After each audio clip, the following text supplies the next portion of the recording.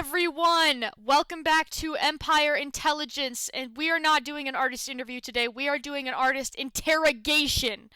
Now, Oh shit. please welcome to the stage a very, very special guest. I mean, hostage. Oh, Everyone's favorite possum girl, Twitch's favorite possum, BKB. Everyone clap and say hello. thank you. Thank you. I'm just alone in a room clapping for myself. Empty audience. I'm sitting there. There's like a hologram of myself clapping. All right. All right. Well, do you want to do a little intro for yourself? Introduce yourself. Um, I suppose, yeah, that would probably be good. um, so I go by BKB or BK or Bryn or Brinley or BKB underscore. Figure out a name for me, I'll probably respond. um, I currently do a lot of Twitch streaming, and then I post the clips to TikTok whenever I get funny clips. Specifically recently, some clips of Zoe being drunk on Just to Impress. That was funny. I also am chronically addicted to commissioning people to draw my character. um, and I also do tarot reading streams sometimes. Ooh. And we mainly do horror-related games. I personally play a lot of cozy games, and I want to stream more of those, but they're more solo. But whenever I stream, it's typically something either really stupid or a horror game. That's beautiful. But as you may be able to tell, I like possums. I'm 22. I've known 13th Empire for quite a while now. Hello. Quite some time. Quite some time. And I saw your recent podcast and was like, I gotta get in on this. I gotta be one of the OGs. Well, that was actually a perfect transition with the possums into my first question. What's Okay, the deal with the possums? See, okay, I'm gonna be real. I've been asked this question by peers, by people I barely know. My friends' parents have seen me post about them enough on my Instagram, my personal one, where they have actually asked me that exact question.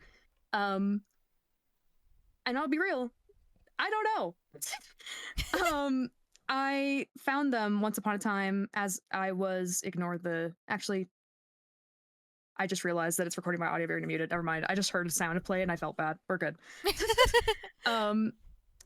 But essentially in high school, I was kind of just sneaking around the internet, doing my thing, having my identity crisis as most 17-year-olds do. Mm-hmm. Actually, I was probably 16 around the time I discovered this. I started seeing them around online a lot more, and then they intrigued me a lot. And so I started researching them, as you do when you're an animal enthusiast. That's how I was with leopard seals recently, but that's a tangent that I don't want to get on right now. I'll go for an hour about that. But possums, some fun facts. They are North America's only native marsupial. They are one of the number one predators for spiders, ticks, and pests in general that us humans do not like. Their body temperature is low enough that they actually very extremely rarely have rabies. Like the only time they do is if they already were running a fever, because their body temp is just so low that they literally can't even harbor the disease usually. They only live for 2 years, which is unfortunate. The best way to describe them is they are like a mix of all of my favorite animals. As 13 here can attest, I've been a lover of animals for a very long time. I've owned quite a few animals. Currently I got a dog, some fish, and a hamster, and gotta say this quietly, soon I will be smuggling into my home a crested gecko. Okay. I will be moving out soon, so it's not like it'll be their problem for long. But anyway, basically the reason I like them is because they kind of look like a cat rat dog mixed together. They got mouse ears, they have a snout, and then they have like little paws. They're just very lovable looking. Something about them just really speaks to me. And I like them. I like them a lot. They're awkward. They consistently look like you just walked in on them in the bathroom. That's their consistent expression, and that's how I feel day to day. So I think it might just be that I saw it and I was like, we see each other. I understand. That's actually I understand real. you. That's real relating to them because every video of a possum I just see me on a bad day. Like, I just see what I look like. Like, imagine me like accidentally cutting someone off in traffic, and then they speed up beside me. That's the way a possum looks is the expression I give them. Like when the possum's not threatened and teeth showing, like just a normal expression. That's how I look looking at the driver. Like, hey, I'm so sorry. um, yeah, it's really just a relatability thing. And then it kind of just had a God, it had like a stampede roll after that because Cass, our friend, we once upon a time were in a Minecraft server, and I won't go too deep into that, but I was like, I don't want to be a classic Minecraft skin girl with Lilo and Stitch costume on. Like this is lame. hmm And so I went on minecraftskins.org or something, most likely. I don't know. And they had the option to recolor stuff. So I found a possum in general, and then I colored it. I basically used it as a base and then completely changed every aspect about it. Yeah. And then after that, I was like, okay, I don't want to just be a naked possum. This is awkward. This is weird. I don't want to be naked because then I have to wear armor all the time. And then Cass was like, why don't you give her overalls? And I'm like, that's so cute. What about underneath it? And then I was like, hey, I'm obsessed with Animal Crossing New Horizons right now. Peak of like COVID. And so that's what the sweater is. And it's just slowly adapted since then, but it's stayed the same. That's beautiful, so that's man. kind of it's been basically a cascade of friends giving suggestions and me likey me keepy. Me likey, me keepy. I love that. Next question here. Would you say that possums are your longest hyperfixation, or does something beat that out? Warrior cats. That's actually, yeah. I should have guessed that. Warrior cats beats it by such a stampede, and I was so embarrassed about it for a good like 4 or 5 years at one point because I liked it so much in elementary onwards and in middle school. But then when you reach like junior year of high school and someone glances over you to make a conversation and they notice a book on your desk that says New Prophecy, and it shows this cat looking at the like the audience, quote unquote, really sternly, it just maybe made me feel that I may be a target for bullying. So I proceeded to hide it a little bit. I still did it, but I very much distanced and hid it. And then in my 20s, I rediscovered it and realized, hey, it never left. It's very strongly there. I've had 13 here draw my OCs a couple of times, but I won't delve too deep into that. Warrior Cats is just my lover, my one and only, my hyperfixation. I actually plan to get a tattoo for it eventually, but I'm going to do a mix between. So I'm going to wait till I get my first ever pet cat because I've pet cat's a goal. And then once that cat either passes away or I get attached to it enough, which is a given, I'm going to, I plan to get a Star Clan version of that cat tattooed. Oh. So then it's like my cat is like commemorated, but also Warrior Cats is commemorated. So it's like a 2 birds, 1 stone type of deal. That will be so cute. Oh my gosh. Oh, I'm so excited about it. I just don't want to get Scourge tattooed. Like, listen, I like Warrior Cats, but I'm not. I don't want, and I don't want the emo tiny cat on my leg. All right, I respect for anyone who does, but I just don't personally. Me in middle school was like, yeah, that's actually me right there, bro. I'm that That's edgy. me right there. Meanwhile, the character I think I related to the most, in my childhood was probably Ravenpaw. Nowadays, He's my favorite. This might be a red flag for people. Nowadays it's Blue Star heavy. It's heavy on the Blue Star. I love her. I get her. She makes sense. I will understand say where she went. it's not a red flag to me. I feel like you have to understand Blue Star to understand. That's not a red flag. But like if people just know the basis of Blue Star, then it would be a red flag. Right. Like if you see Blue Star from the first 6 books, yeah, you're not gonna like her. But if you see Blue Star from Blue Star's Prophecy, the Super Edition, girl, you'll understand everything. Everything will click into place. It's just like Steven Universe and Pink Diamond. You won't understand Rose Quartz because you saw her progression backwards. You didn't see her get better. You saw her get worse. Y'all couldn't handle a complicated woman. All right. Anyway, tangent. Hello. Yeah, yeah. Don't worry. Feel free to tangent. This is a podcast, so it can be as long as it needs to be. Um, kind of off topic here. Has nothing to do with Mm-hmm. possums, but Mm-hmm. when asked which inanimate object you would be, you said a vintage shelf. Why Oh, not a toilet? You're always on that thing. damn it. Um, yeah, PCOS girlies rise. I am on that toilet a lot. Fucking medication. And just lactose intolerance. Two birds into my stone. I am the stone. Um, but I chose the vintage shelf because it's cute and it's grandma-y, but it's also holding a lot of shit. So it was kind of my way of saying, I'm pushing through, okay? I'm holding, I'm moving, I'm going. I'm vintage, I'm cool, but I'm holding a lot. If you were a toilet, which color would you be? Like, I know most toilets come in Ooh. white, but do you think you'd be a different color?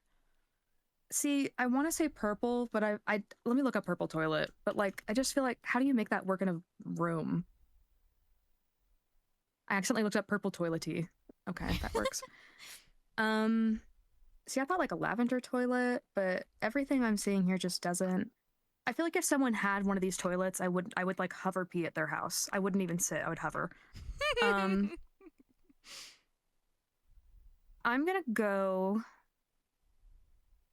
Hmm. You know those bathrooms in people's houses where there's not a shower or a bath, and it's just kind of only enough room to fit like a sink and a toilet, and it's a little cramped? Yeah, That's me. beautiful. Beautiful, beautiful, beautiful. If Um, I had to choose a color, though, probably green. I just found a green one, and it's actually kind of cool. oh, interesting. I was not expecting that answer. I'm gonna send you a picture. Thank you. Um, well, my next question has to do with tarot reading. You brought it up earlier. Let's I'm pretty sure I've go. asked this question before, but I forgot the answer, so I'm gonna ask it And you're again. fine. Have you ever done a tarot reading for yourself? And if so, how did it go? I have done enough tarot readings for myself that I actually could no longer actually have a count to give. Um, Oh, wow. it's actually how I started. I didn't read anyone else's tarot until I got comfortable reading my own, which, by the way, pro tip for anyone learning, do that. um, what I did is I'm pretty sure at the time I may have been tweaking out, which is also kind of a pretty average state I should give myself, but at the time it was a little more than usual. All right. Mhm. Also medicated now. W um, medication. W medication. But also it was high school. Everyone's tweaking. But so at the time I was like, okay, I really want to learn tarot. I am losing belief in the religion I was raised in. I need something to grasp to. Like I can't just sit here and actually start thinking about what death actually is. I can't do that. I'm not doing that. So I I first went around and researched the crap out of them because I was so anxious about appropriating something or doing something wrong that I didn't know what was allowed and what I could do and couldn't do. Mhm. Especially because of when you go online for tarot stuff, and if you go online for tarot, it's going to bring you into the Wicca stuff a little bit. Everything is so convoluted, and everything is so scary to do because you're like, what if I do this and then someone's going to say that I appropriated this and I'm the worst person? I need to be burned at a stake. Um, and I just didn't want that. So I ended up going with the absolute classic deck ever, like the most basic deck I could ever find. Like it is the starter ever. I went to a crystal store, and this is actually my favorite one around us, but I won't say too many details because of local. But um, yeah, so I went there. I looked at their tarot reading stuff. They mainly had oracle decks, and oracle decks are great. I've used them. Um, but back then, I was very picky about what I was doing. Um, so I picked it up. I checked out. I went home, and then every single day before school, I did a tarot reading on myself for one card. And then I would study that card and I would tell myself this card is going to say what I need to be aware of for today and what I should keep in mind for today. Now, sometimes it was a good thing. Sometimes not so much because if I was in a state of like I'm the reason things are breaking apart, I need to fix myself. Mhm. Um and so I was taking the tarot reading as excuses as advice towards what I need to fix. So every day I was focusing on a different thing I needed to fix about myself. So that was like incredible. Don't recommend that, by the way. Don't recommend. If you're trying to fix something about yourself, it happens through just making sure you correct yourself when you do the habit again. Don't get obsessive. It just makes it worse. Anyway, um, but that did make me practice the cards every day, and I would study them every day. And I had a daily journal. I think it was like write a sentence a day type diary. I still have it. I haven't used it in 2 years, but I honestly should use it again. It was kind of fun. Um, but essentially, you do it every single day, and then I'd write down what the tarot reading was, what the card meant, and what I thought I should apply it to. Now, I actually would suggest doing the daily in general for learning because it was actually really good. And I took notes every morning. And because it was the thing I was like required in my getting ready routine, I was literally late for school doing this a couple times. I literally did not skip it. But I did it, and then it helped me learn. And now I don't pay attention to the meanings I possibly subconsciously memorized at all. I read the imagery. That's beautiful. So if you feel like you're getting overwhelmed by trying to memorize 82 cards or 80 cards or however many cards are in the deck you chose, the best way to do it is practice learning like plot building, weirdly enough, and then connect the imagery you see into what you think it could mean for the person sitting before you. And honestly, you'll feel like you're talking out of your ass. But the crazy part is every time I've done that and I feel like, hey, I sound stupid right now, they look at me and they go, "Are you in my walls?" Like literally, like I freaked out a couple of friends before because I've said things that they're like, I haven't even spoken about that to anyone yet. I haven't vented about that. Like I've never even said anything about that. And you just brought it up like out of the air. Yeah, no, I've been the victim of one of them. Okay, well, Yes. victim makes it sound like it was a bad thing, but I like, mean, I would consider it that. It's the victim. yeah, Um, but I remember a couple times you've like read my tarot, and I've been like, how did you know that? like there's things because like of course if I know the person, there is going to be some things that I draw from knowing them. But I've also done strangers readings before, and I've also had them be accurate. So it's really honestly just being confident that even though you feel like you're talking out of your ass, that whatever sticks for the person is going to stick, and whatever doesn't, they can toss. And if it helps them, it's great. Mm-hmm. And for most people, the most common tarot reading you'll get asked to do is, will it all end up being okay? That is the most common question I've gotten for a tarot reading ever. Everyone just wants reassurance that things are going to be okay. And the truth is they've gotten through hard things before, they're going to get through them again. But sometimes you just need to hear it to get that push. Mm-hmm. And so that's what I really like about tarot is that I've never seen it be negative towards someone. It's always given the reassurance they need or the call out that they needed to hear at the time. That's Like I've never awesome. seen it be negative except for when you use it the way I did for a minute, which that was my own doing. That's not the card's fault at all. That was just my brain. Um, but yeah, it's gonna be okay. It's just most people they just want to hear it and make sure because they're scared, which is real.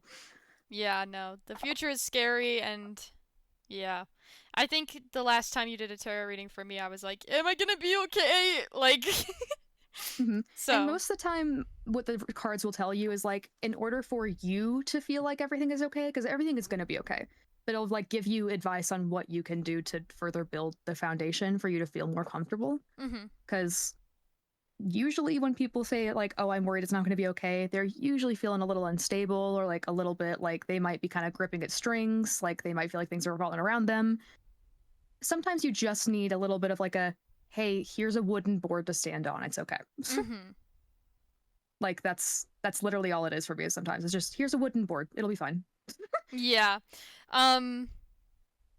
Well, yeah, that pretty much answered my question very well. And now, uh, on to some other questions that aren't Mm-hmm. exactly tarot related. Well, okay. Mm-hmm.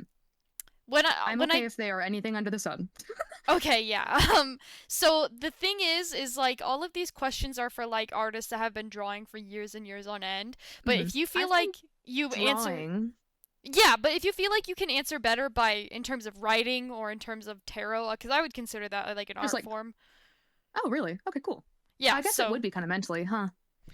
yeah. So when I ask you these questions, don't be like it has to be something I drew. Like you know, Art Mm-hmm. is subjective. It can be everything. Mm-hmm. So, um, I guess this is a very, very basic question then. How long would Mm-hmm. you say you've been doing art? Mm, honestly, it's hard to not say my entire life, which is corny. But um, my biggest thing is like when I started drawing, um, I had a habit of never being patient with myself, and so I would just do circle, circle, circle. That's a horse. um, and so I've always been drawing or painting or crafting or just something in regards to using that creative space. And fun lore drop for people in general. I'm adopted, and when I have met up with my birth mom, the amount of things and hobbies that you do that are actually considered genetic is insane. My mom didn't even raise me, and me and her have half of the same mannerisms and the same hobbies and the same tendencies and everything. And she has only seen me like once or twice a year. That's so insane. And it's so weird how much genetics play in. And like one day when people meet my birth mom more in depth, that you'll see so clearly how the genetics play in, because me and her talk very similarly. um but yeah, I remember this like memory keeps popping to my head. So when I was in preschool, because for some reason preschool was a lot of core memories for me. um I know for a lot of people it's like I don't know what went on there. I was like little. I'm like, no, I remember specific weird things. um I specifically remember she had one of those Walmart clip to the ceiling or clip to a chandelier octopuses that had, or octopi, sorry, clips, and it had clips on each tentacle, like 3 clips per tentacle, and it was a way to let all the drawings dry if you painted without them touching each other. And Oh, so my mom got me one of these because of I was so obsessed with it at preschool and they were cheap. Um, and so then I would just literally do watercolor or acrylic paint or anything I can get my hands on that drew. I would just do it for hours on end. And half of them were just splatters or paint stuff or all that. But like my parents and my family have always described me to be a creative type person. Every time they need an idea for something, they always approach me. mm-hmm. And it's just kind of always been the case. And so that's kind of why I'm sad I didn't practice more growing up. I was surrounded by a lot of people who I felt were very talented. And so I kind of felt behind, but I was young enough that I didn't need to feel behind. Yeah. um, but I did. And so I just kind of gave up early, which is Mm. sad. But then I kind of picked it back up slowly. Like recently, I've been learning to just doodle more. Because before I'm like, oh, I need to make like a whole piece, I need a background. I do an entire piece. Mm-hmm. But I've needed to become more comfortable with like, I can just draw shit. It doesn't need to look that good. Like you need to chill the fuck out, dude. Yeah, that's the best part of drawing is just kind of seeing where it goes and Mm-hmm. yeah. Yeah, that's the thing I need to get the most used to. I think it's because, and as you said with writing, I got so used to writing and making like um full on stories and full on things that I think I just kind of put it in my brain that I had to have a finished product before I could confidently show it to anyone. Mm-hmm. Um, which, by the way, no. um, having critiques and advice, excuse me, and feedback in general is like the most helpful tool ever. And I just feel like I didn't give myself enough like credit to do that growing up. So I don't know. I feel like I could be doing a lot more than I am now, but I'm getting there and it's cool and it's fun. Um, but yeah, art's been part of my life for the entirety of it. That's beautiful.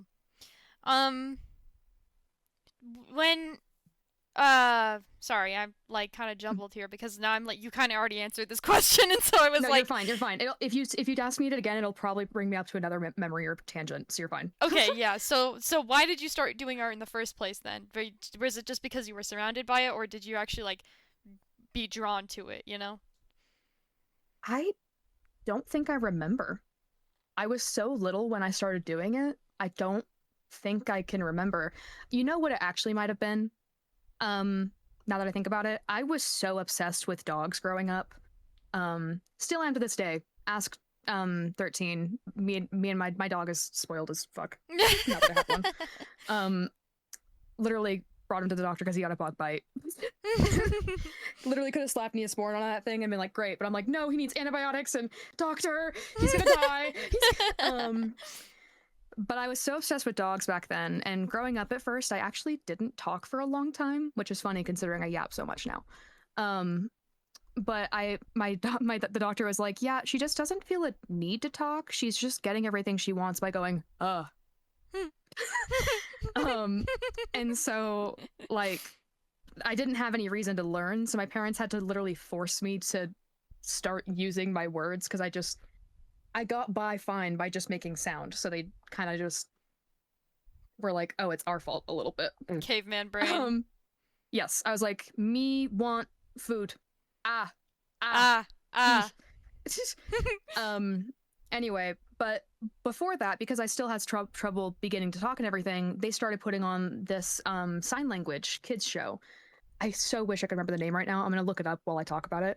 But because I was so obsessed with dogs, the sign for dog is taking your right hand, and I don't know if it's both hands. I might be wrong.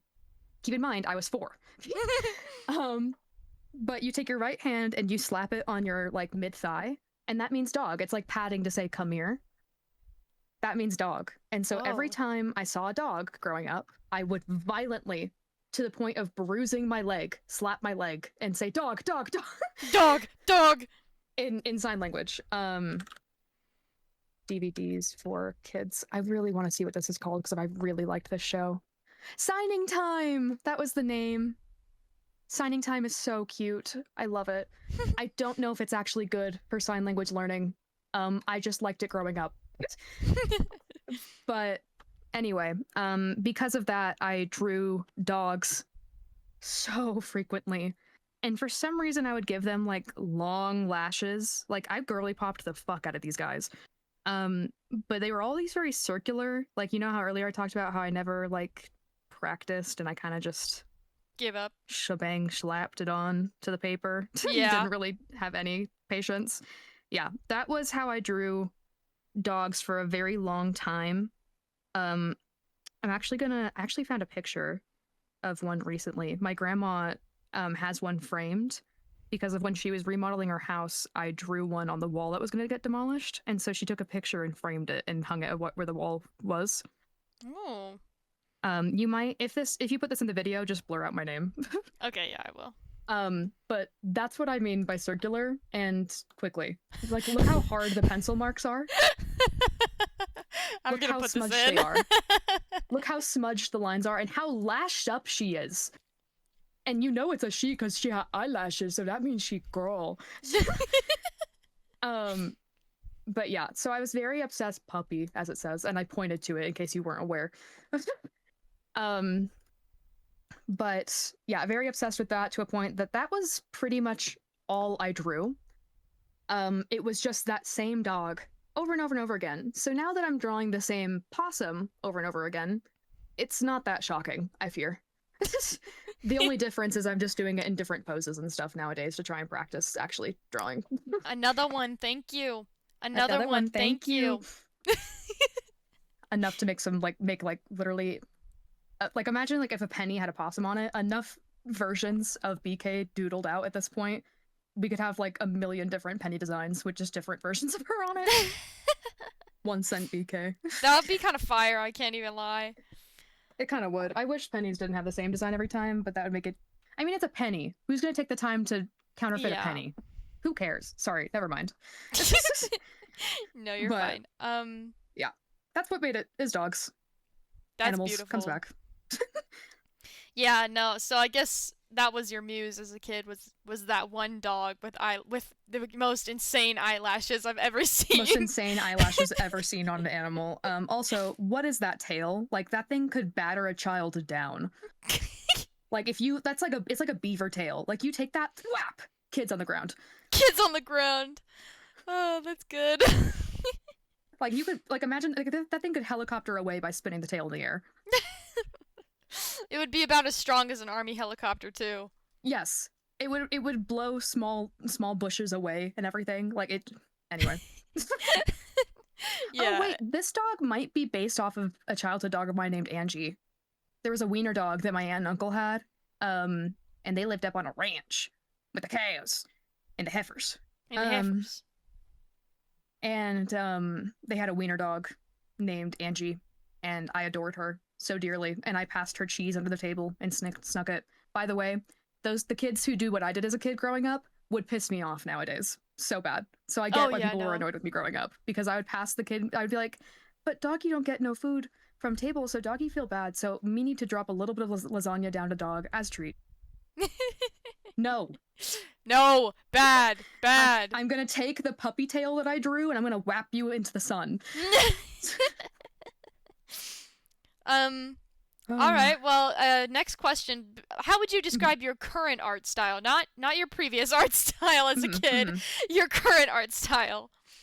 I think the best way I could describe it is like imagine if Care Bears was like a little bit more scribbly. Hmm. And like imagine like if a crayon had an art style, but then it met Care Bears and they fell in love and they had a baby.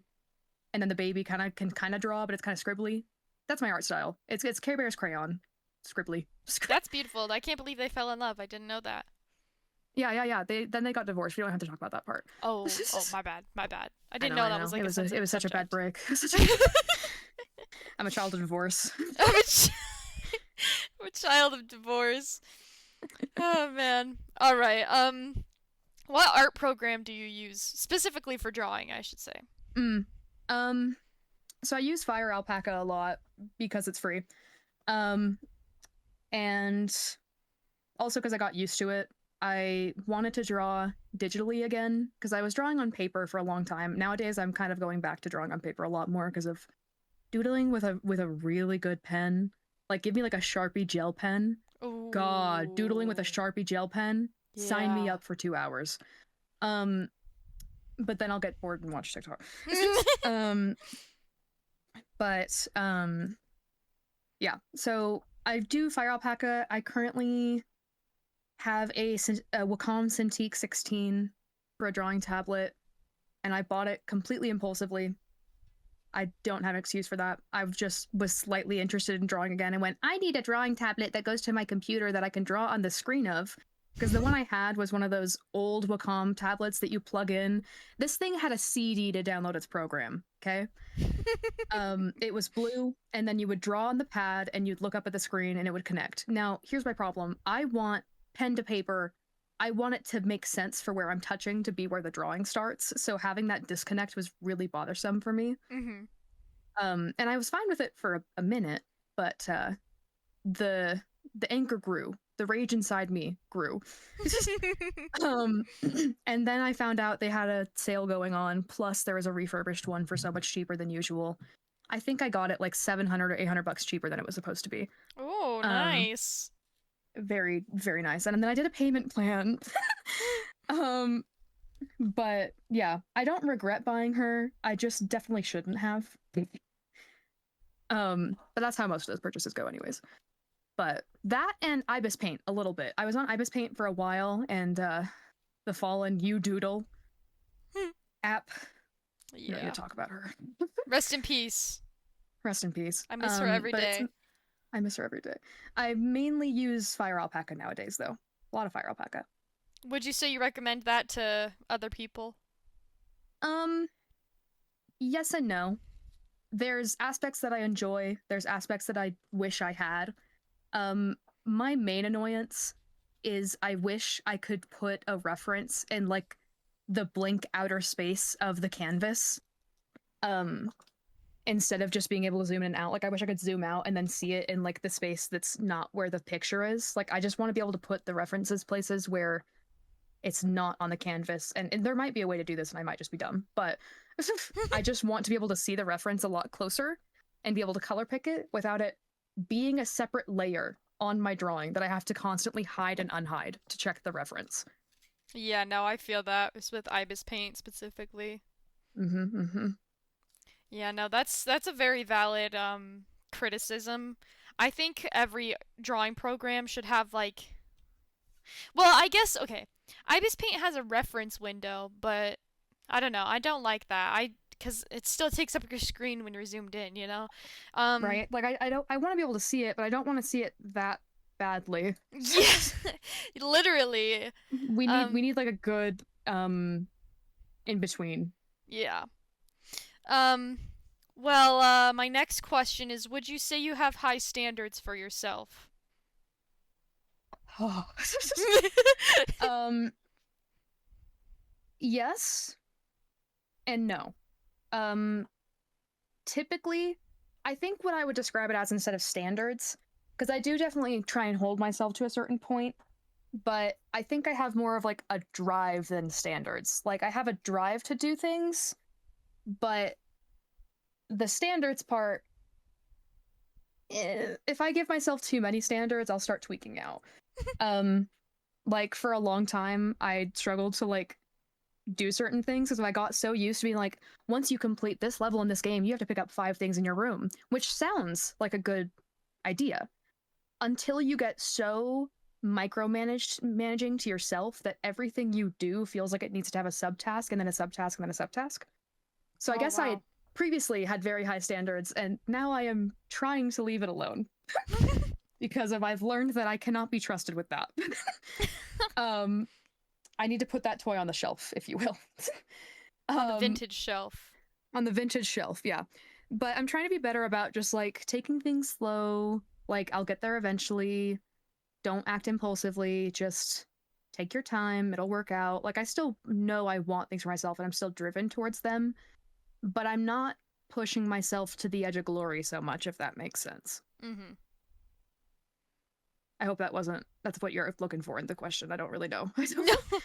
I'm not looking for any specific sort of answer. I'm not gonna be like, well, you got an F on Mm, that one, but, hopefully you imagine get you an A on saying, the next. not quite. Let's try Jordan in the back right there. Yes, can we get another answer? Because that one was wrong. That one sucked. A teacher makes direct eye contact. That one looks up and down. Sucked. Looks up and down. She um, clicks her tongue as she looks away. uh, do you think tracing is ethical with credit? Absolutely. Literally, I'm gonna be real. With AI coming into everything, your art is gonna be traced whether you like it or not. At this point, it sucks. It's part of it. AI sucks. It's part of it. I hate to say. Mm-hmm. It's just what we got right now, unfortunately, on the table. But in order for someone to learn how to draw the way they want, yeah, your art might be a reference point, which should be a compliment if someone thinks your art is cool enough that they want to draw like you, so they trace to learn to do so. Yeah, absolutely. Like, of course, don't go be like, I made this drawing, and you like trace the Mona Lisa. Yeah. But like if you say like, oh hey, like I used this to as like a reference and like I traced some bits on it and it helped me make this thing and da da da da, like Pinterest references, my savior. Um, True.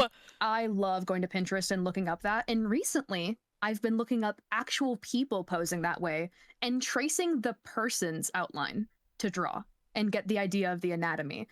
I think tracing is literally a pivotal step in learning how to draw. I wouldn't be drawing the way I do now if I didn't take the time to suffer through that for a minute. All right. Well, that was a pretty But yeah, fire answer. I mean, I would say you got an A plus on that one. let's go.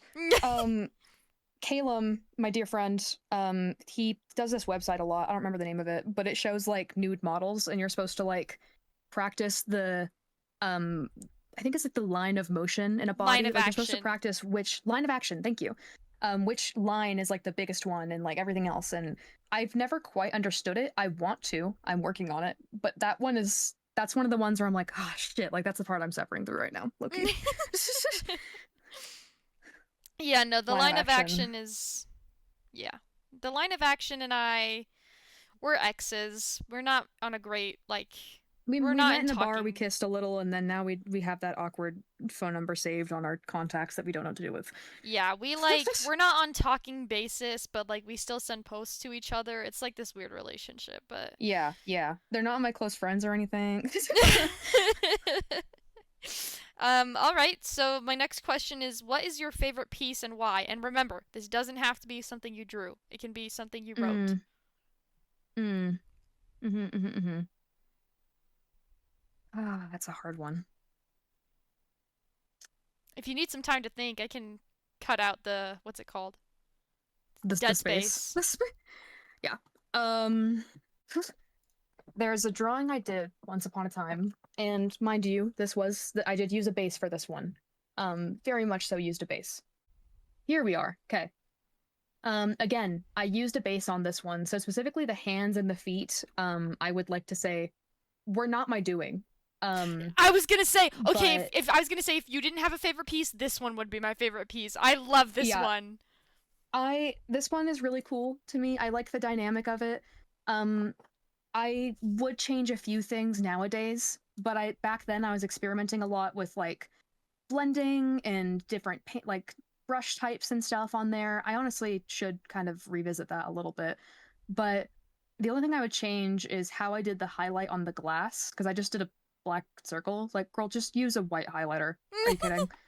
Um, and then probably just some more like heavy shading, and I would probably put like some lighting in there.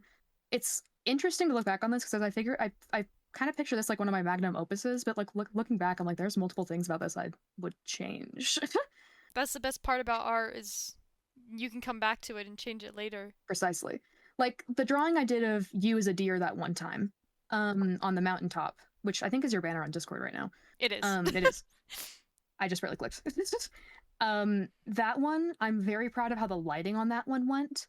There's things I would change still, but like the lighting, etc. Like I feel like I've gotten a lot more comfortable with like using opaque brushes and stuff like that. Mm-hmm. Um, Things like that for some reason were very scary for me as a new beginner. I thought I was gonna like fuck up whatever I already drew. Like I was like, if I start doing this now, then guess what? It's gonna suck, and then what? In general, I think that's the one. That Beautiful. one and the one I just barely forwarded to you a second ago, because that one's so fucking cute. Actually, I forgot I made that one, and I like it a lot. I want it back. Yeah, sorry for changing my Sona. You're fine. You're fine. I will expect possibly, and I hope that as you may have also hoped that this is the last redesign, but we all know it probably won't be. And so like I'm fine to draw whatever it is for the time being. Look, I'm a chronic redesigner, okay? You gotta. It's improvement. It's what it's for. I mean, BK's stayed similar, but her design has changed slowly. Like what Yeah. she has and who she is, not who she is. That's it's just me. um but like the earring I added to her literally represents my first tattoo. I added the little star on top of her overalls because of the overalls looked fucking plain. I made the little buttons for her overalls. I made them gold. I gave like I there's a lot more detail work that I did on her the longer I've had her. And it's to a point now that when I do some commissions, because usually when I do commissions, I basically throw someone the references and go, have at it, have fun, do your thing. Um, I just like seeing how people draw her in their styles. Mm-hmm. But the only things I'll point out is be like, hey, the only things I really care about is the star in her overalls, um, and the earring. Like the earring is the thing I have to point out the most. It's the most forgotten detail of her design, but it's one of my favorite details. So I'm like, hey, the earring, hey, The earring, hey, please. hey. Like whenever I got a commission one time, and they're like, how's this? I'm like, that looks so great. Can we add her earring? And they're like, yeah, for sure. 2 days later, I'm like, the ear. The earring. But then she sent it to me because they were just working on other commissions. But yeah, that's very consistently. Also, like her ears have changed slowly. It used to just be a circle, like Mickey Mouse ears with white. Now it's like kind of a bump and then a bump, and then there's like an inside and a little bit of fur sometimes. But the white thing is still there. It's just not so triangular as it used to be. Mm-hmm. But if you see me draw her, the triangles are still going to be there. Trust. It's an iconic part. Yes, I personally draw her triangles. Um, Not because of its like key to her design, but because it's so easy. I like it about her, but of course to make her more realistically possum like, that's her ears have changed. But I probably still would draw her like I do with the Mickey Mouse ears, low key. That's fair. I can't even blame you. Yeah. I've mastered the art of simplifying designs because I'm too lazy to keep drawing all the details. Mm-hmm, mm-hmm. I do simplistic changes, I guess is a good way of putting it. Like I don't make it awful, but there's things. Her Well, tail has not changed. my next question is, what's their art process like? Oh God. Um. So a lot of times the thing I look at the most with people when they start drawing, especially with animals, because hey, we've clocked this by now. Animal lover. It's here. It's deep. um. I like to watch and see what feature someone starts with when they draw someone or something. My personal thing is I have always started with the ears, which I think is part of what led me to possums. um, but I've always started with the ears. But recently, unless I'm doodling, of course, I will actually draw out the shapes a lot more. I used to not do this. As I said, I just went bam, bam, done. Hmm. Um, but then I was like, hey, I should probably practice how bodies actually work and look and the things. So then now what I usually do, I'm just gonna pull a paper out real quick. I usually do a little circle and I just make the circle like a bajillion times. So it's like a big scribbly circle. I do two circle ears. This is just me drawing BK. I do an ear and then I do two little tufts for the hair, an ear, and then I draw her nose to wherever I want her snout to be. And then I do the beginning of the mouth for whatever I want that to look like. And then I connect the snout to kind of make sense, put some tufts on the side if there's going to be tufts, tufts on the other side. And then I usually do like eyes if I feel like doing it. Then and I kind of just make like a weird round triangle for the body. Like I start at the top where the neck is and I make like a round triangle. Okay. And then I put circles on the middle of the triangle on both parts and then the sides of the triangle at the bottom. And of course, practicing the joints, like do circling for where joints are to do your poses. Could not recommend further. Do the circle joints. They are so nice. And then eventually you don't have to do them because you know where they are. Hmm. But for the time being, I like them. I don't know what the hell I just drew her as. Like that she's like a robot looking creature thing. Like I just anyway. That's not always the case. It's just that's kind of a basis of what I start with usually. Hmm. Um Typically recently when I draw, I just start going and then do the ears and the nose. I do the ear, the tuft, the ear, the nose, the mouth shape. Usually the mouth is where I fuck up and start again if I didn't like it. So I figure get it done early. But I need the ears to see a reference of where the nose is supposed to be. That's so Um, I interesting. would I want to practice more so. Something I've been wanting to get more is similar to the profile picture I have right now that Zoe did for me. I just want to practice drawing stupid things well. Like right now, for the sake of clarification, it's a picture of BK looking up at the metaphorical camera. Her tongue is stuck out, huge ass tongue, and she's throwing a middle finger. Like, and the middle finger is bigger because of it's at the camera, hypothetically, It's the pretty fire. metaphorical camera. I adore this profile picture, but I want to draw more things like this because those are the ones that I have the most fun with, and I feel like when I color those kind of things, I really like it too. Hmm. Like I've always been someone who likes coloring, which I know is apparently uncommon.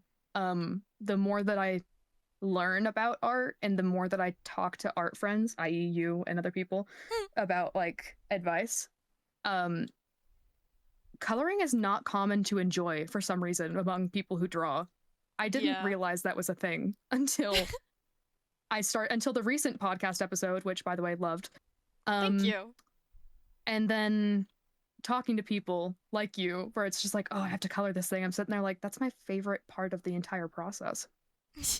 Yeah, no. It used to be like a therapeutic thing, but now it's just become like a, oh great, I gotta color pick this again. I gotta do this part again, and then I gotta do this part. Yeah. Too many Yeah, colors, too much time. I'm too lazy. I think that I don't remember what it's called, but it's like layer locking or something. Alpha It's like lock? the thing you can do. It might be different on Fire Alpaca. I don't know. It's the thing where like you go onto a layer. What I do is I use fill tool with white. I fill into the fill tool on all my line work. I usually do the Clipping! line work. You're talking about clipping. Clipping. Yes, I love clipping. Me too. Um, But yeah, clipping is really fun. I like it because it makes drawing more fun. And when you do shading, it's so much easier. Clipping saves lives. It does. It does. Clipping is probably one of the big skills I would probably suggest to someone who's trying to learn, because that was my biggest thing that made me actually intrigued to continue drawing. Because I've had a very push and pull relationship with drawing for a long time. So it's nice to find the wins.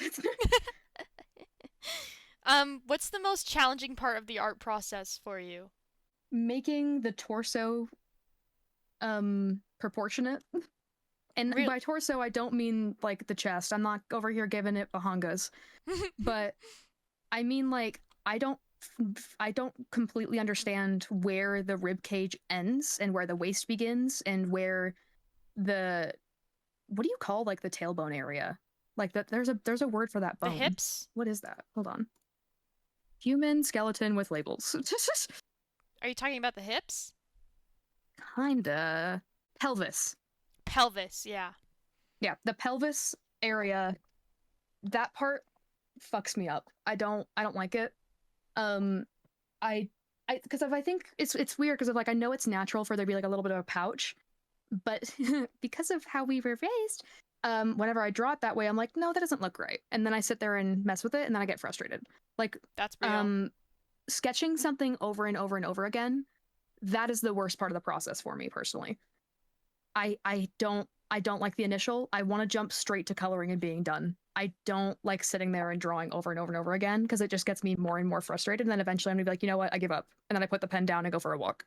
That is so funny But because that's like, my favorite part of drawing. I love doing the I know sketch. because like when I was listening to the last episode, I was hearing you guys talk about that, and I was like, I what? I cannot Because that's relate. no, because like I love like it's really polar opposite. Like I love coloring, but I hate the sketching part. I That's hate so sketching. crazy.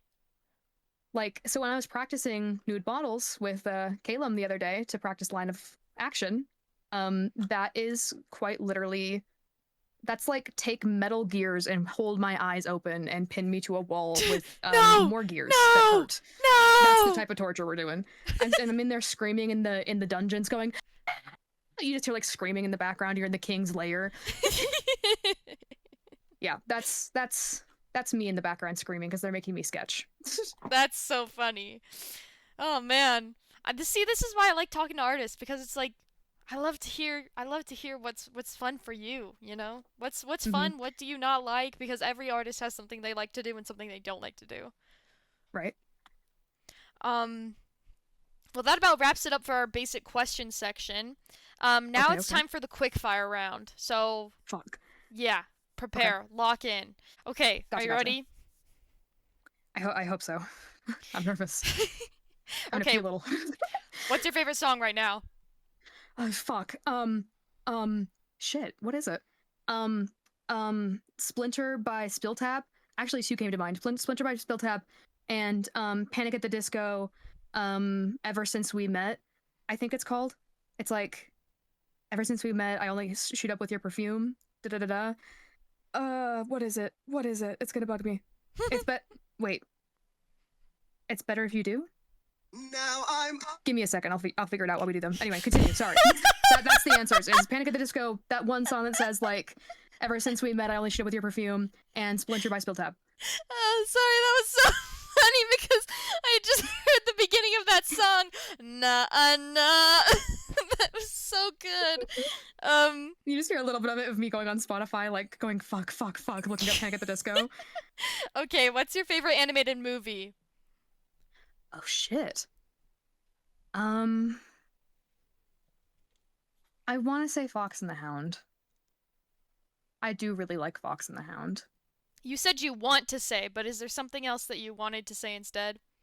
It's the first one that came to mind, so it fits the topic. But I guess like My Neighbor Totoro and stuff like that comes into play. Ooh, this is a weird jump from the two other themes. All of the animated Barbie movies, Period. specifically from 2016 below. Everything past when they introduced Skipper and the rest of them, except for the Elf episode, except for the Elf one. That's fine. That's okay.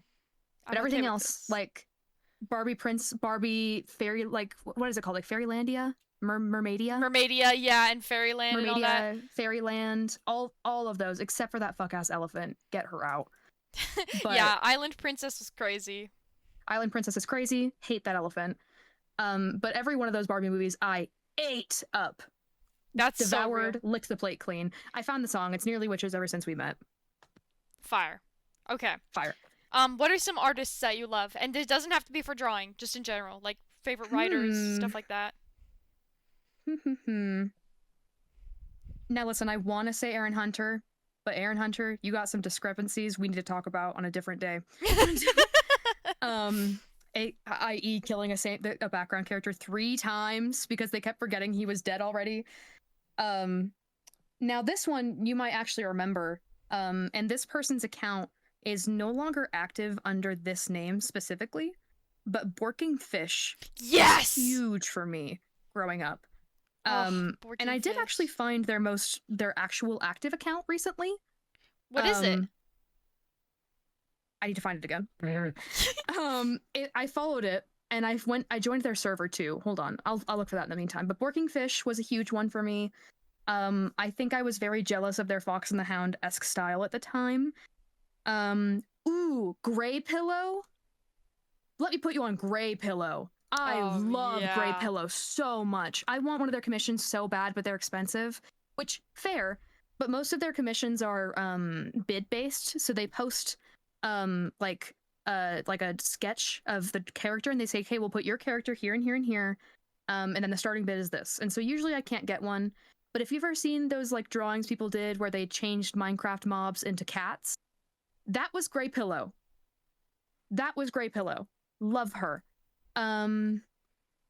Grey Pillow, and there's another one that's Jade Animations is huge too. I love Jade Animations. Who doesn't? Let's be real. That's so real. Jade Animations is so fire. Jade Animations peak. Weirdly, not really weirdly, but just someone in general for me is iHas Cupquake. I have such a deep like love for her as a person and a creator. I don't think like how like I don't know if anyone's gonna get this reference besides 13 here, but you know how deeply Brittany Broski feels about Beyonce? Yes. That is me with iHas Cupquake and LD Shadow Lady, both of them. Both LD Shadow Lady and iHas Cupquake. I love them to bits and pieces. iHas Cupquake Oasis series, rise. I'm rising to heaven, ascending. Her entire like demeanor and how she played games and everything, I watched so much of her, and I think she's a lot of why I wanted to stream in the first place, because like a lot of the time when you see people get popular for streaming, it's like people who are being funny or people who are being crazy or da da da da. But the thing I liked about iHas Cupquake is she was always just like a calm. She was always something calm to go back to. Same for LD Shadow Lady. And to this day, I still find myself revisiting them over and over again. Like, they are such, like, calm creators for me. I love Afmao, and I wish I could say the same for her, but I can't stand her content anymore because it's made for, like, a lot younger kids. Which, you know what? Pop off, get your bag. I appreciate it and I respect it. I just can't partake anymore. I can't push myself through it. I can't force myself to watch it anymore. But yeah, I really, really liked them. There's this one Hollow PMV Warrior Cats. Maple Shade. Noodlers. Those are two of them too. Noodlers. That's a YouTube channel that does Warrior Cat PMVs. 13, if you remember. I'm Willing to Wait for It with Oakhart. Oh, yeah. For Hamilton. I don't know if you remember that. Oh, of course I remember that. Thank God. That and the My Little Pony animations I watched growing up. I don't remember which artists those were, but the one that comes to mind is Into the Night with Luna singing. Into the Night? Where it's like, you mean Children she's of like, the Night? Come little... Yes, Children of the Night, like where it's like, come little children, yeah. I'll take thee away. That one. Little children, I'll take thee away. I just recently rewatched that. It was so good. It's so good. I really wish... I do plan to sit down and do this one day. I really wish I had a more Pony OC, because My Little Pony is a huge thing for me in general. Not like in terms of like hyperfixation, but I love it dearly. Twilight Sparkle and Starlight Glimmer, those are my two. Those are my goats. But I've gone on such a tangent already about My Little Pony. um, oh, wait, there's this thing called We Forest Folk Figures, and it was made by actually let me just pick one of up. It says the name on the bottom. It's by William Peterson. And he made these little figurines and hand painted them, and they're like little mice doing like human things. One of which is gonna be my wedding topper. um, Cute. but that is probably actually that I think that's my biggest one right now. I really like the vibe of them. I want to draw in a way that feels like We Forest Folk does. Because when I look at We Forest Folk, it just reminds me of growing up as a kid. Like, I Mm. want to have that same, like, you know, when you're a kid and you hear Christmas music come on the radio, and then suddenly everyone's more like excitable and like there's snow and like it's just such a good vibe and you're just excited because you're not in school and you're gonna get gifts and it's just like a good day Yeah. for like the entire month. That's what I want my art to feel like is like childhood whimsy. That's like the best way to describe it. I look for childhood whimsy along with like just like well drawn things. Like when it comes to Grey Pillow and Noodlers, the way they draw cats is very like it's realistic in a cartoon way. And so I kind of want like cartoon whimsical esque. So most of my art and things that I are and drawn towards, i.e., I has Cupquake, are like comfort and nostalgia and childhood related. Beautiful, beautiful. Um, Thank you. Now this is a quick fire round, so the next question means nothing to you because it or means Okay. nothing previously. Or Okay. wait, what is it called? I Has forgot it was nothing to quickfire. I do just talked with. so long. I just No, you're totally fine. thank God. It's okay. I let it happen. But the next question Oh my was, what are God. your thoughts on AI art? Fuck that. Period. There is Period. so, as in the last episode, there is so many things we could be doing with that. I feel like, you know what AI should be getting taught to do? Like surgeries or like AI, like literally like heart surgeries, life saving procedures, research, like different things that could save people's lives. Yes, let's put automation towards that to make it go faster.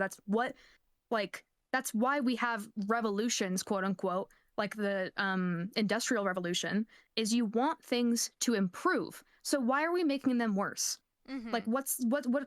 what like it's literally like a with great power comes great responsibility. Whoever's having the great power is not using the responsibility right now. They're fucking shit up.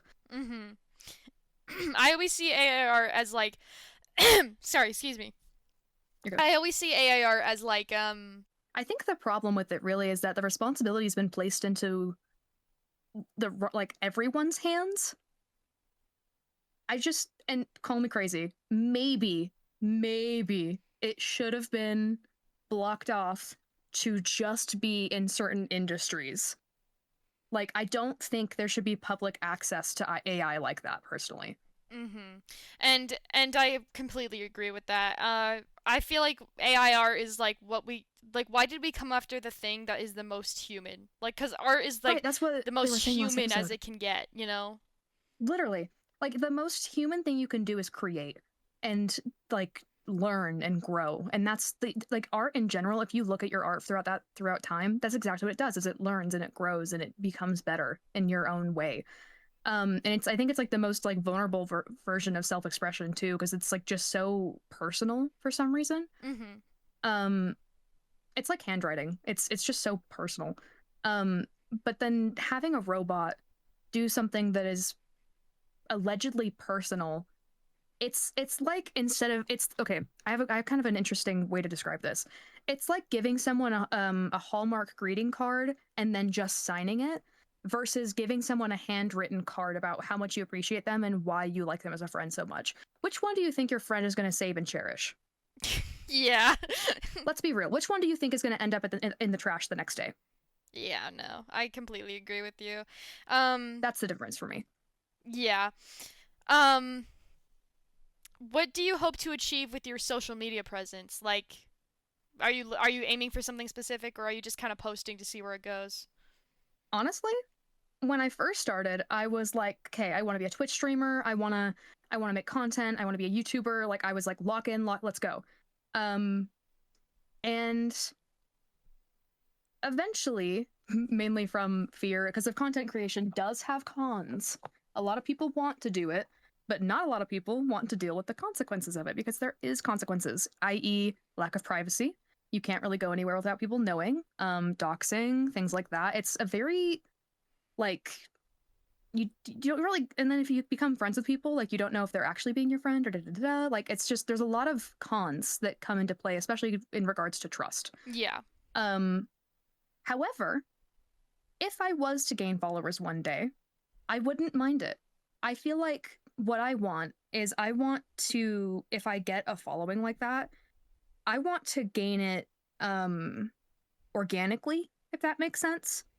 Like, I don't want people to just all flock and like come and follow me just because if I said something funny or just because of that. And of course, if I said something funny and you want to hear more funny, okay, sure, yeah, whatever, follow. um, but like, what I mainly mean is I want people to follow my content because they enjoy the content that I create.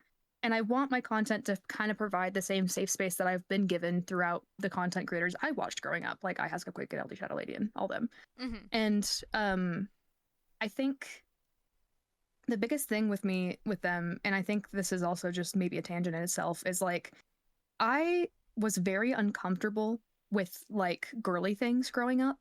And one day I woke up and I realized it wasn't about hating pink anymore. It was about hating how people viewed girls and how people viewed what they were capable of. And these Yeah. YouTubers changed my perspective on that as I was growing up. And I appreciate them for giving me something like that and showing me that, hey, there's a girl that's doing really well and making money playing games on the internet. And I'm like, yeah, that's so cool. Um, so if anything, I would really like to be in a spot one day where I can just have a community like they do and have a platform where people are commenting saying like, "Oh my gosh, you raised me," or like, "Oh my gosh, like I loved watching you growing up," and then like I have a kid and stuff, and then people are commenting being like, "Oh my gosh, I can't believe you're pregnant and has a kid." Like Mhm. that's what I want for myself is I guess more of like a community. I don't want fans. I want a community. Mm. Um and if I can build that, that's great. And if it's a couple clips that gets me there, that's cool. But I guess like I don't want it to be so like I'm the celebrity, you're the fan kind of vibe. And I don't want to get all parasocial either, but um I just kind of I don't like the thing I keep thinking about, but it doesn't quite match for me. I'm just gonna say it anyways. Is like it takes a village, and I kind of want to build my own village, if that makes sense. I want Yeah. to like relate to people and like show that hey, there's a space here and da da da da, and that's kind of why I want to. They're on pause briefly for now because of situations in real life, but um, I don't know. I have a lot of fun chatting and meeting people, and I think that building that community is a lot of what I want by gaining an audience. So Yeah. mainly what I'm doing now is just posting and seeing where it takes me. That's beautiful. I love that for you. Yeah, Um, and my last question here, is there anything that you wish I had asked you? I think this only applies to me though, now that I think about it. But um I was gonna say, like if you asked me like what my favorite piece of yours was, but I don't think that'd be a good question to ask everyone. That's just because I've known you for so long. um, because my favorite piece of yours right now, there's this video that you didn't finish, but I loved when I was watching it. And it was like a story time about like us going to the store and you had Cass's character and my character is like stick figures walking around Oh yeah, it was the story of and how I stuff. made the Great Civilon War. Yeah, yeah. Is that still being worked on or is that kind of No, just sitting? I low-key scrapped that, and Lucky. I would get back into that. I definitely should retry to make that video because before it was just the text to speech voice, but now that I'm actually like talking, I can actually just Mhm, like talk instead of having a text to speech bot do it. mhm. But yeah, I do have Yeah, to. I really liked it when when I watched a little bit of it. Yeah, I mean, I did like it too, but then I just lost motivation because I was like, That's no so one's gonna real. listen to this because it's just text to I would have. speech. But the text to speech is a good point. It is a lot more like easier to listen to when someone's like talking, kind of like in a um, it's like a video essay type vibe, if you will. Yeah. Um, oh, a question you could ask people in the future too is like, what's like a project that you would do to like consider yourself like having made it? Like what's like your point of like I've made it, I've done it, Hmm. you know? Yeah. What I'm like what's your point of like I've made it? Sorry, I'm writing it down. That's why I'm quiet. Okay. When was your I made it moment? Well, yeah, that about wraps it up right there. Are you working on any big projects right now? Anything you want to plug? um I am going to be working on a Warrior Cat series soon where if in case there's any of you there out there who don't like reading but you like the Warrior Cats community and you want to get into it, I'm planning on making a video essay series where I give a summary on every single chapter and every single book. So there's like going to be videos where you could literally just listen to it and I will summarize the if I can make sure it's not copyrighted, I might even do parts where I just literally read the book like an audiobook. Ooh. Um I'm making a PNG tuber with Bishop right now, where it's going to be BK holding both of my Warrior Cats OCs with Warrior Cats merch. Um, Aww. and so then I'm going to do it video essay style. And then once I get my videos up that go over the series, I want to go into like deeper things of like, well, what could this have meant? Or like what happened here? And like kind of theorize more and delve deeper into the story and world building. That's gonna be awesome. I can't wait for that. Oh my goodness. Yeah, it's been a background project for a minute. Um, I have a slideshow on Google Slides right now that's a basic idea of how I want it to go, and the slideshow is currently 123 slides of information. So it's going to be needed to be split up into multiple episodes. I want to keep the episodes under 20 minutes. As we have seen from how much I yap, probably not going to be the case, I fear. Um, I do feel bad for yapping so much, but then again, it was an interview, so I guess I don't need to feel bad, but I feel bad. Don't feel bad, bro. Like I um, said at the beginning, this is a podcast. It can be an hour long. It does not matter. it it just needs to be yap yap yap yap. um, but yeah, so that's the plan there.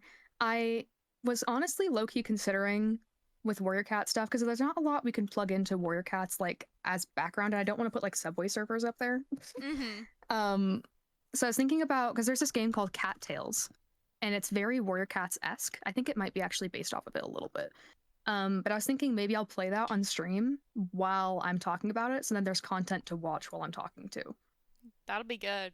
Yeah. But yeah, kind of a fun in between there. I'm excited. Oh my goodness. Let me know when you're gonna do these. I wanna be there. You're like, I want to see. Honestly, if you want to be there for some episodes, I'm completely down. Because if I had someone who like asked questions that commenters would probably ask, I'm down. In fact, let me make the first few books episodes, and then I'll just let you keep note of everything you thought, and then we can do like wrap ups at the end of each like arc where I talk about each one. The super editions are gonna have to be their own separate section entirely. Holy shit, they'll have to be their whole own thing. But Yeah, yeah, but that's gonna be great and that's gonna be awesome. I'm very, very excited. Um, especially because you're one of the people who don't want to read it, but you want to understand it. exactly, yeah. I mean, like, I started reading it when I was a kid, but then I got older and I was like, I think I'd rather die than read a book. So, Like, I think I'd rather die than sit here and stare at a page, actually. literally. This is unrelated, and I know this has nothing to do with anything, but if there was like the Lion King, like the CGI that was used to make it, hmm if there was like a Warrior Cats version of that, would you watch it? God! God! Please! Please! All my money! Take it! All my money! I am begging! Literally, like, give me a Warrior Cats anime, give me a Warrior Cats anything. All I ask is that they include the fan base, because they've done it with they've been making graphic novels recently, which peak, by the way, peak. They decided they're also doing it where they choose a different artist for each and every arc, which I love, because then it's not the same art style for every single arc, which I think is cool, because then it Ooh. fits the main character of the arc. Anyway, um, but the way that they incorporated artists that are already in the fan base into those books tells me that they're going a good direction. Because, like, I'll be real, I'll be honest, I'll be blunt. Their merchandise and their stuff for a minute has been lacking by a bit. The larger plushies. Now, granted, I own the larger plushies and I like them. However, I will blatantly call them kind of ugly.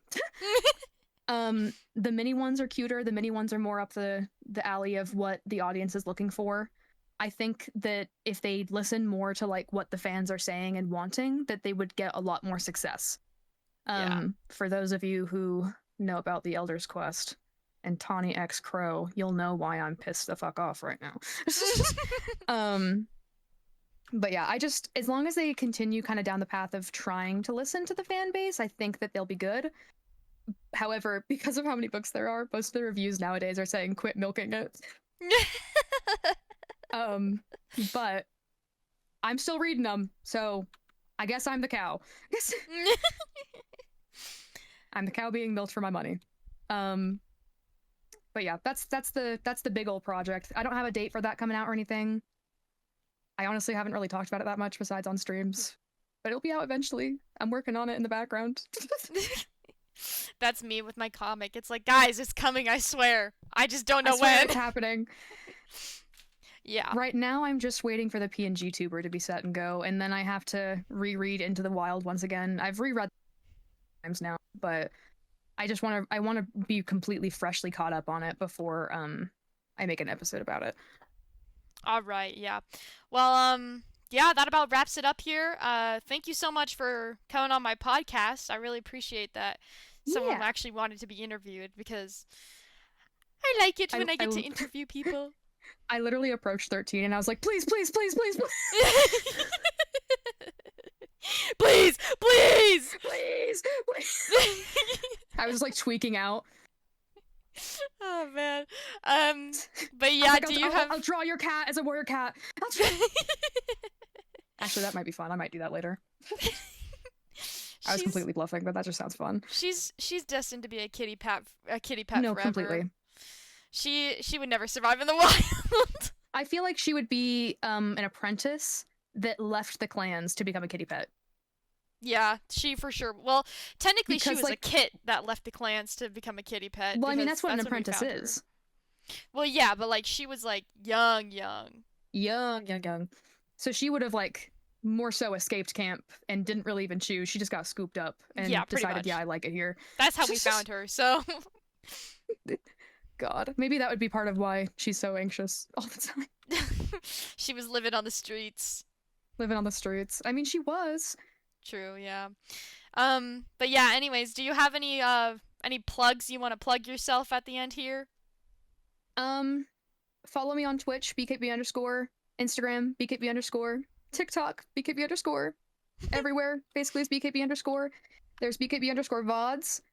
If you want to talk to me more about the Warrior Cat stuff, let me actually grab this real quick. I'm just gonna straight up, like, spell it out. So, coursediscord.gg/7nxhrcycv that is the BK Possum Party. That is where most of the discussion will go down. I do a question of the day in there. I yap in there. And if you're interested in practicing art like I am, I do art prompts in there so then people can practice a daily thing. So if you want to just be in there for art stuff, that's also fun. I keep everything credited and everything in that Discord server. So if there's any art that you like on my profile, on Instagram, everything is tagged, everything is credited. But on Discord for like all my stream elements and my PNG tuber and all that stuff, Pastel Bishop. But for all of that stuff, it's all under my Discord under proper credits, and I literally keep everything listed there, just so then you can find every creator essentially ever that has made anything for me that I use commercially. So yeah, basically join the Discord, chat it up with me if you want. And thank you, 13, for interviewing me. And sorry for yapping so much. No, you're fine. You're fine. Well, thank you everyone for watching, and hopefully we'll get another podcast episode guest here soon.